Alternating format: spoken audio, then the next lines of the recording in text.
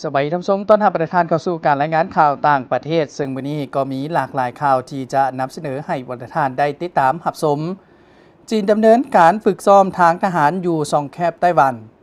จีนได้ดำเนินการฝึกซ้อมทางทหารภารกิจยุติธรรมอ้อมหอบไต้หวันท่ามกลางความเข่งตึง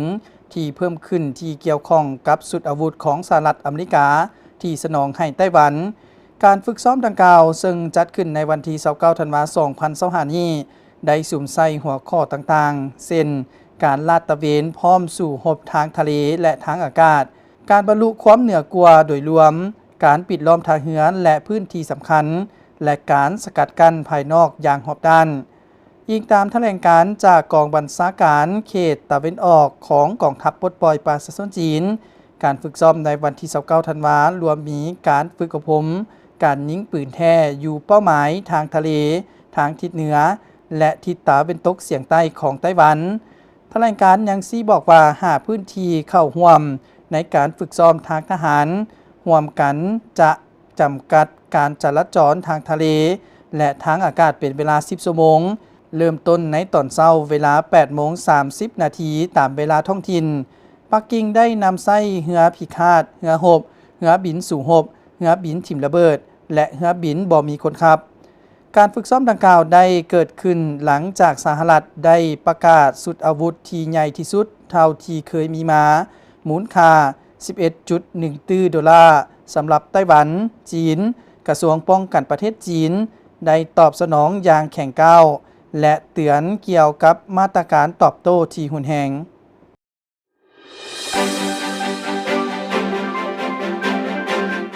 เวียดนามฟิลิปปินส์สืบต่อพันขยายการพัวพันคู่ร่วมมือยุทธศาสตร์ตอนบ่ายวันที่3มังกรที่นครหลวงฮานอยทานฟาร์มจริงนายกรัฐมนตรีสาธารณรัฐสังคมนิยมเวียดนามได้ต้อนรับการเข้าเยี่ยมอำลาของทานเมนาโดลอสบานอสมอนเตเลเกเอกอัครราชทูตฟิลิปปินส์ที่ได้สิ้นสุดหน้าที่การทูตอยู่เวียดนามโอกาสนี้ทานนายกรัฐมนตรียังได้แบ่งเบาความเศร้าสลดใจอย่างสุดซึ้งต่อความเสียหายอย่างหนักหน่วงที่เกิดจากพายุและภัยธรรมชาติในระยะผ่านมาของประชาชนฟิลิปปินส์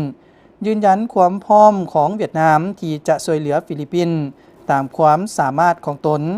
และตกลงบริจาคข้าวสารประมาณ 2,000 ต้นเพื่อช่วยเหลือฟิลิปปินส์ผ่านพาความยุ่งยากนี้เพื่อสืบต่อพันขยายประสิทธิผลการพัวพันคู่ร่วมมือยุทธศาสตร์เวียดนามฟิลิปปินส์อย่างมีประสิทธิผลเต็มอีกท่านนายกรัฐมนตรีได้เสนอให้2ฝ่ายเพิ่มทวีการแลกเปลี่ยนพบปะขั้นสูงและทุกขั้นทุกช่องทางพร้อมทั้งเพิ่มทวีการส่งเสริมการค้าและการลงทุนสืบต่อหัดแน่นการร่วมมือทางทะเลและมหาสมุทรการร่วมมือต้านการเปลี่ยนแปลงของดินฟ้าอากาศการรับมือกับภัยพิบัติทางธรรมชาติท่านนายกรัฐมนตรีได้เรียกร้องให้ฟิลิปปินส์สืบต่อสนับสนุนอย่างแข็งแรงต่อหลักการรวมของอาเซียนเกี่ยวกับปัญหาทะเลตะวันออกรักษาสันติภาพเสถียรภาพความเสรีความมั่นคงและความปลอดภัยในการเดินเรือ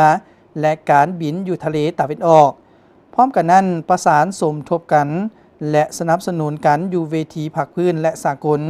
โดยเฉพาะแมนอาเซียนสหประชาชาติเอเปก